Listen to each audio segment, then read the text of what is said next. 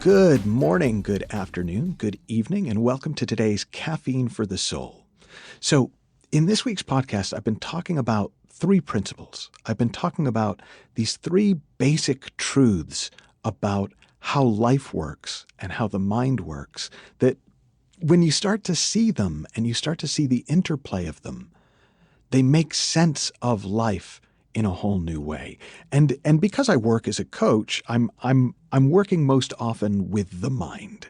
And part of what I'm doing in my coaching is I'm guiding people as best I can towards a more functional understanding of how the mind really works. Because the human mind, it's a deceptively simple piece of kit, right? There's really only three constants behind the operation of the mind.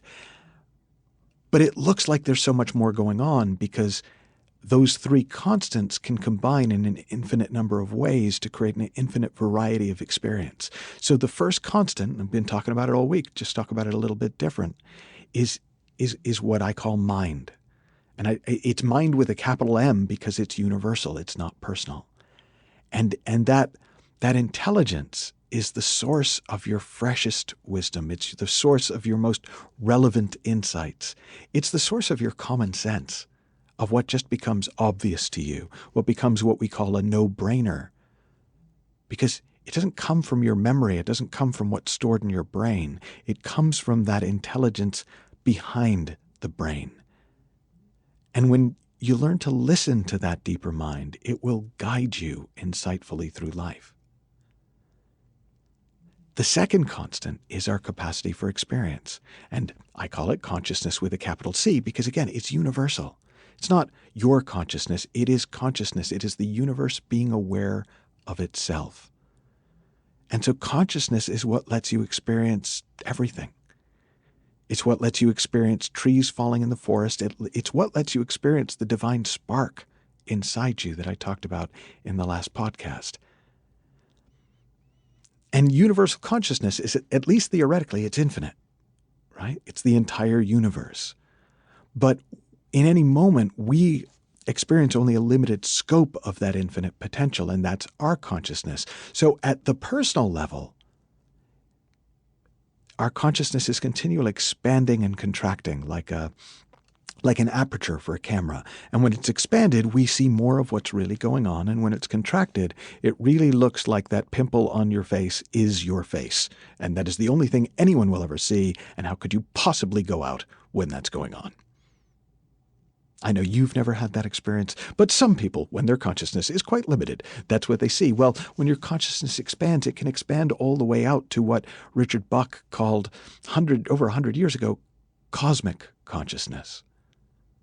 The consciousness of the cosmos, the consciousness of life itself, the universe being aware of itself. Well, the third constant is the creative force, and I call it thought with a capital T because it's universal. It's not your personal thinking. It's thought. It's the force that creates. So thought is it's the ultimate content creator. It's the paintbrush. And it turns the paint, the invisible energy of life, the life force, into the visible forms that we see and hear and taste and touch and smell when it paints them onto the canvas of consciousness. I don't know if you've ever seen those Bugs Bunny cartoons or Daffy Duck cartoons where the artist becomes part of the cartoon.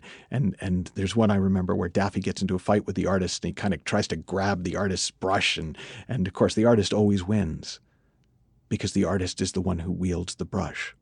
Well, when we know that we are the artist, that we are the thinker, it gives us a kind of dominion over the canvas, not one that we have total control. Life is not paint by numbers, but one where we can paint something, and if we don't like it, we can throw it out and paint something else, and if we don't like it, we can throw it out and paint something else. And even if we've been living with an ugly painting in our sitting room for years, in any moment, we can throw it out and paint something new onto the canvas of consciousness with the power of thought, guided by the intelligence of mind. So in the Inside Out Revolution, I sum it up by saying our experience of life is created from the inside out via the principles of mind, consciousness, and thought.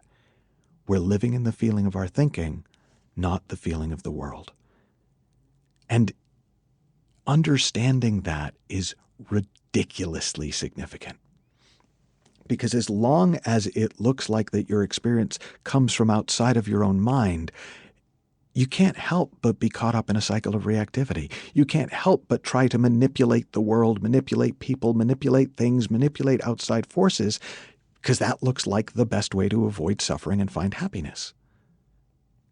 But the moment that you see that your experience is only and always being created from the inside out, then you can start to ride the waves of experience with more grace.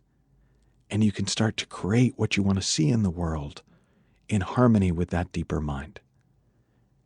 Now, I've been talking about this throughout the week, and I know this is so easy to get intellectually, and it's not always so easy to get it the way you get a joke. So you can sit there and go, I'm living in the feeling of my thinking, but man, this guy is pissing me off. I know it's just thought, but I hate when blah, blah, blah, blah, blah. I know, I understand. I'm creating my own reality, but money's really difficult. You're gonna find yourself battling imaginary dragons because you have a mind and you have the power to think, and none of us are in complete control of the movie. So understanding this won't stop you from falling asleep to it. It won't stop you from getting caught up in the drama. It won't stop you from getting caught up in the movie. But what it will do is it will wake you up sooner. It will stop you from spending too much time and energy developing your dragon fighting skills. And it will help you to move through life with more grace. I shared a story in Feel Happy Now that I want to share here. Imagine you're dreaming the most incredibly vivid dream of your life, began the teacher. In the dream, you seem to be some sort of an adventurer, and each adventure brings with it new challenges and creative solutions. You experience many wonderful things, and some not so wonderful. You come to realize that in your dream, anything is possible. On one of your adventures, you encounter a very high wall. So you imagine yourself a rope and climb to the top. In another, you're falling off a cliff, but before you reach the ground, you begin to fly. Eventually, you begin to look forward to each new adventure. Until one time, for no apparent reason, everything seems to go wrong. It's dark, so dark that you can't see your hand before your face. Even before you can hear or see anything, you sense danger. Strange and uncomfortable sounds begin crawling out from the depths of your imagination and coming closer. Cautiously, you strike a match. Everywhere you look, you are surrounded by the most hideous creatures you've ever seen. You try to run, but your legs will not move. You try to scream, but no sound will come out. Everything you've learned up to this point seems to abandon you, and the likelihood of a hideous death surrounds you. What would you do?